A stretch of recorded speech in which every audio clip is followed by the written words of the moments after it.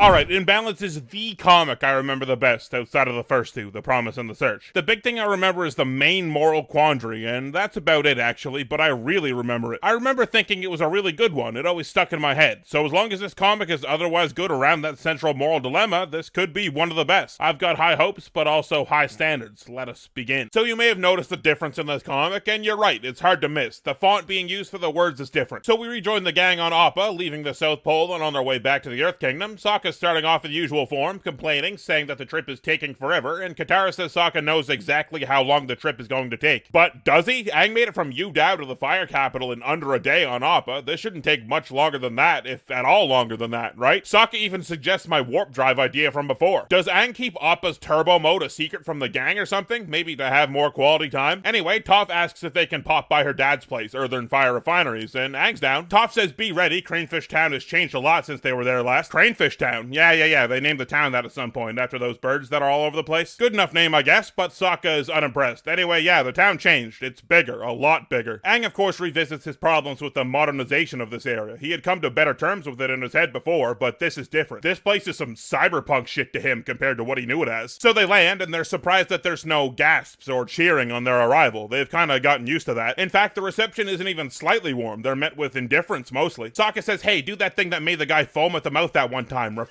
obviously to Foaming Mouth Guy. Good one, comic. Really nicely slotted that reference in there. Very natural. Good enough idea, Aang thinks, so away he goes, but the commoners remain unimpressed, saying that he thinks we've never seen bending before, and well, shit, maybe not airbending, right? That shit's pretty rare. Interesting that they're not excited to see it. Aang's like, oh man, he's probably not used to being able to not rouse a crowd, especially in the days after the war. Toph's dad shows up, flanked by guards as he pushes through the crowd. He thanks Toph for bringing Aang here in Cranefish's time of need, but Toph's like, wait, what? I thought you needed me here for business stuff. What the hell, man? Toph's dad says, as you'll notice, Cranefish has gotten a lot bigger, so with that growth has come some challenges. Come to the town council meeting tonight, you'll hear all about them. Aang says, I guess, we were on our way to Yu Dao, but we could stick around for a day or two. Sokka spots a cool thing to buy, so his complaints about not getting to see Suki and Yu Dao are stifled for now. It's a water tribe helmet, but with a very strange design, not at all like the wolf head ones we see them traditionally wear. This one almost has like a dragon vibe to it. The seller tells Sokka that, oh yes, this is a very rare piece. It belonged to a southern water tribe chieftain. And Sokka says, really? Which one? And she says, one of the best ones. And okay, it's a strong start. The comic has already gotten a slight laugh out of me with this Sokka reaction. The reality of the situation, though, is clearly that this is a knockoff and Sokka is being swindled. He calls Aang over to get an opinion from him, and Aang's like, fuck, man, that thing kicks ass. You gotta buy it. In the background, though, trouble is stirring. Some earthbenders and firebenders are getting all up in each other's faces in some sort of territorial dispute. The shopkeep knows trouble when she sees it. She takes the helmet back and closes up shop real quick. Heated words and low blows quickly turn into a fight with heated hands and blows from below, but Aang jumps in to see if he can settle this. Aang even puts on his mean face. He's been learning from Zuko, clearly. Both sides try to say the other started it to get Aang on their side, because obviously no one wants to be the ones fighting the Avatar. Toph and Katara notice the conflict now too. Toph raises a huge earth wall to separate them, right under Aang, making it look like Aang did it, I suppose, and since it's earthbending, it looks like Aang has cast the first stone. So the firebenders take to attacking, but Aang's like, why does this shit always happen? I'm not on anyone's side. The earthbenders are like, oh man, this is great. Thanks, Aang. We knew you would. Alright, comic, that's two really good jokes right in a row, basically. Well done. That feels like a joke from the show, honestly. That was good. Toph even gets a really cool line here, and cool art on the delivery. The only language these guys understand is the language of crack and skull, so start talking. Woo! What the hell? This comic's kind of wicked. An earthbender gets launched over towards Toph's dad and Sokka, and we can see the prejudices of this town don't just stop at the borders of which element you could throw around. The earthbender speaks down to them. As they're non-benders, he feels superior to them, as he shows off by ripping out more of the wall he was just thrown through. He doesn't get to feel that way for long, though, because Toph shows up and shows him who's really superior around here. That wall that guy was bending? Load-bearing, apparently, because the entire building her dad, his guards, and Sokka were standing under is now collapsing. She's like, oh shit, Aang, a little help over here? And Aang, ever reliable, gets on his horse. Now, this strength feat makes a little more sense to me. I mean, with Toph struggling with it. Like, this is a very large building, and it's actively crumbling away. Who knows how hard it is to hold something together? It doesn't just feel like one big mass to hold up. And it seems like a lot more than the few rocks she had to keep steady for the bridge to not fall. Aang swoops in and grabs Toph away from danger as they let the entire structure collapse. Everyone else has gotten away too, as Katara makes an ice wall to prevent anyone from being hit by debris. And wow, that building was really big. It collapsed after a hole of that size was shot through its wall. Aang says, yeah, I was gonna help you hold it up, but that thing was going. I made a split-second decision to just get you out. Whoever built that building didn't do it very well. Luckily, the building was empty completely somehow, despite it being an enormous building in the middle of the day in a booming, growing town. Aang and Katara exchange, are you okays? And Sokka Sokka says no one ever cares if he's okay, but Toph says she cares, and then punches him in the arm.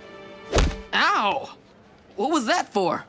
That's how I show affection. Oh, interesting. A rare Toph has a crush on Sokka hint. Haven't seen one of those in a long time. The people that started the fight got away. Katara says she couldn't capture them and get people out of the building. Wait, so was the building empty, or did you have to get people out? This feels to me like Katara couldn't get everyone out, and she's trying to not have Aang know people died, but that's pretty grim, so probably not. It's a bad look regardless. Aang's like, man, people lived there. They all lost their homes. Toph's dad reveals that this is why he got Aang to come here. He wants Aang to quell all the violence being caused by benders. Aang says, oh, of course, you don't need guidance from the Avatar, you need the Avatar to fight people. Well, we'll see at that meeting tonight, but first Aang and Toph are gonna whip up a new building for these people, but they don't want their help. They're like, oh, what the fuck? The tensions between non-benders and benders has grown so much now that these non-bending citizens won't accept help from benders to rebuild their home. Aang tries to explain that they're just trying to fix what those other guys did, but it doesn't matter. They tell him to beat it. Hopefully we can come up with a plan at the meeting, says father of Toph, but Toph refuses to go, feeling slighted that her father tricked her into coming just to get Aang here. Sokka doesn't care though, he'll go, so Aang and Sokka will go to the council meeting, and Katara and Toph will head off to the factory that Toph is partnered with just for something to do. So on the walk to the meeting, we get another view of town. It's more of a city now, actually. It's bustling, and bustling is one of those words that only ever gets used for one thing, and this time it's to describe a city. Aang thinks aloud, wow, this place has really changed in the short time since we visited last. I might even say it's bustling. Alao explains, yes, perhaps too bustling. So many people live here now, but there's not enough work, not even for skilled benders. So those benders who can't make an honest living have to take to exerting their power over non-benders to make ends meet. That's an interesting point. That would naturally happen. People gifted with magical abilities facing the same struggles as people without them would use their skills to get ahead. Good angle, comic. Also, the lighting in these shots is pretty cool. It's very harsh. Cool to look at. So they enter the council meeting fashionably late, and Sokka notices something right away. It seems like all the benders are seated on one side of the room and the non-benders on the other. Even though his only hint at that is one lady waterbending. Who's to say who's a bender and who isn't here? How can you tell? But Aang says, yeah, you're right, so I guess he's right. Sokka says, Aang, I think there might be some sort of theme going on here, some sort of narrative through line, and Aang says, yeah, I think you're right, keep an eye out for that. Lau begins the meeting saying, listen man, this town is awesome and all, great effort everyone, but the benders are really bringing us down. I propose we ban all bending altogether. Aang's like, huh? This Hakoda lookalike takes immediate offense, saying it's their right to use their bending, but a councilwoman on the other side of the room says she can't even walk through her own neighborhood at night. Damn, alright, yeah, we got a dilemma on our hands. Sounds like an actually good one too, like an interesting one. Been kinda starved for those in these comics, I feel. The meeting devolves into a shouting match as Aang and Sokka look on, and damn, Aang's taller than Sokka now. Let's catch up with Toph and Katara, who arrive at Earth and Fire Refineries, which has grown in size just as the city has. Even Satoru's around. What's up, bruv? He says he'll give them the new and improved tour, but the first question is, what's up with the new guards? Satoru says,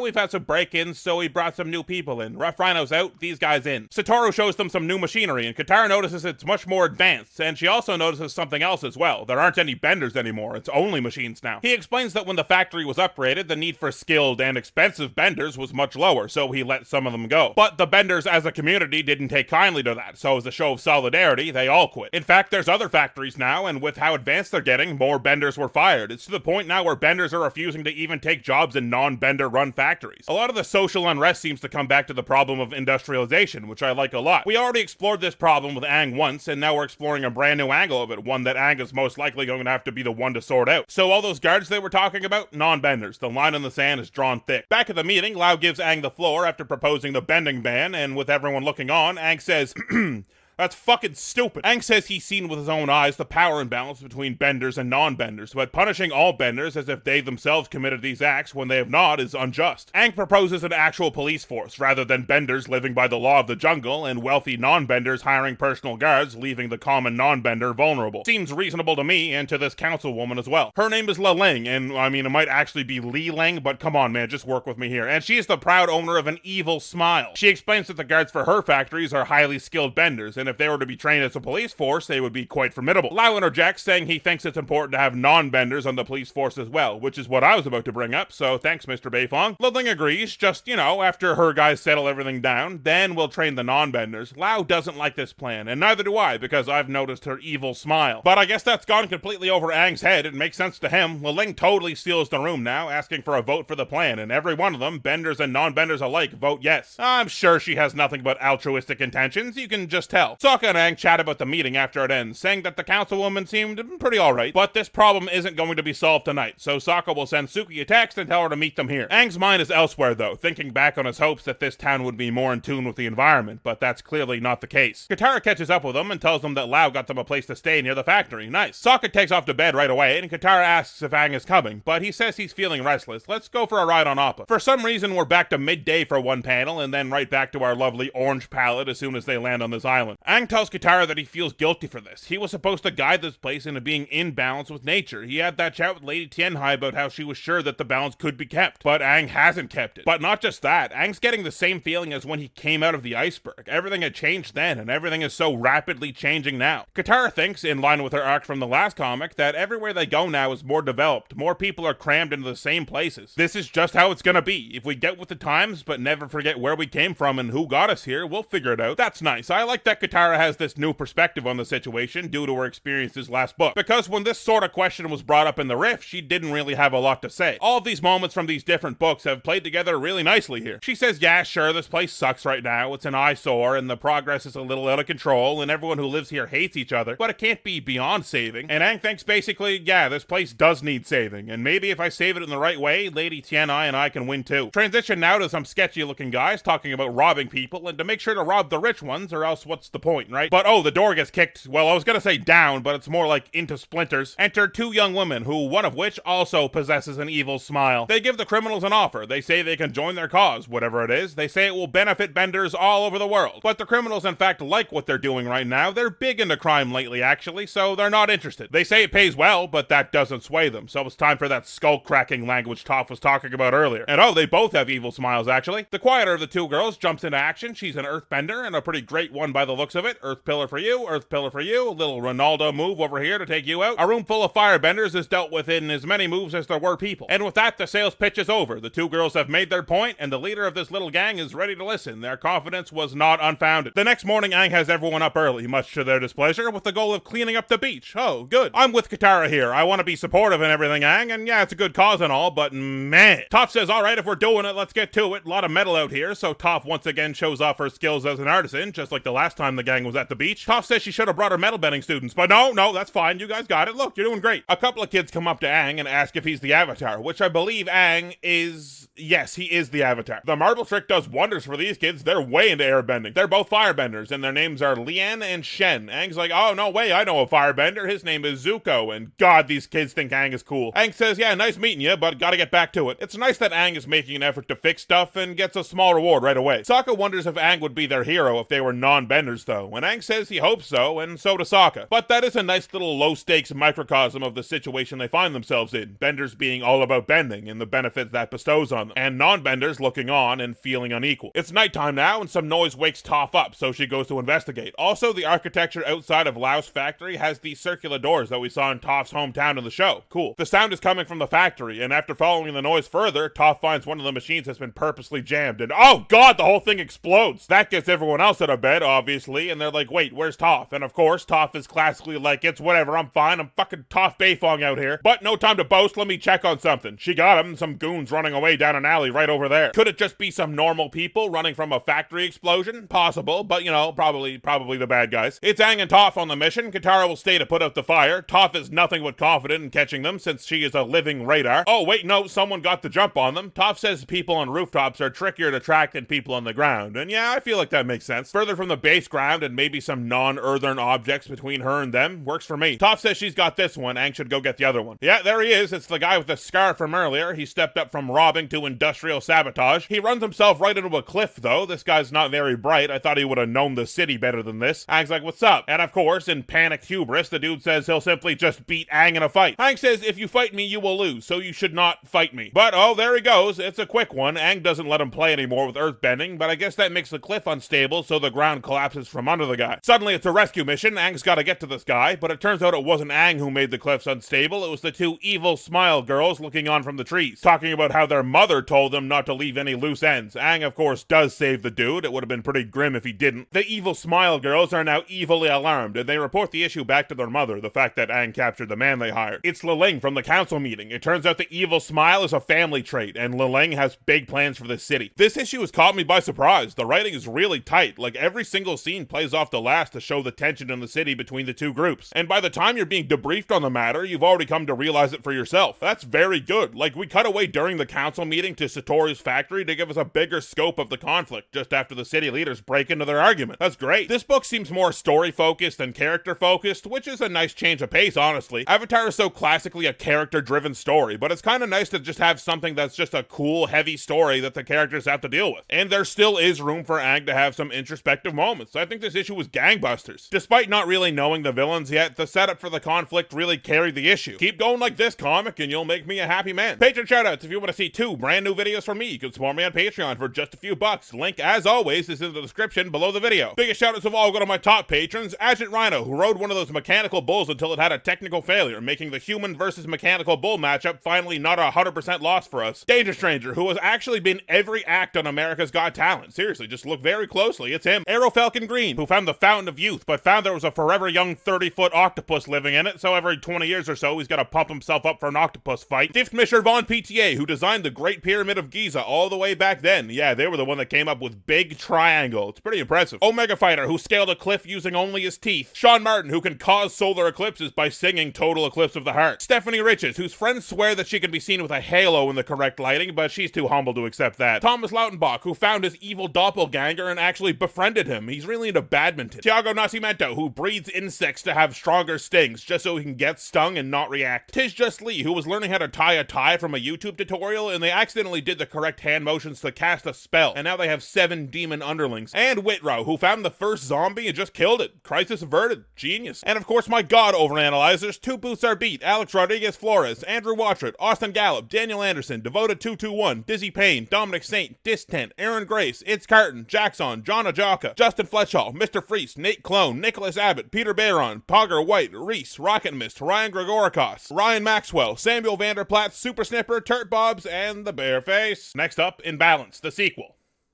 Oh, and the art was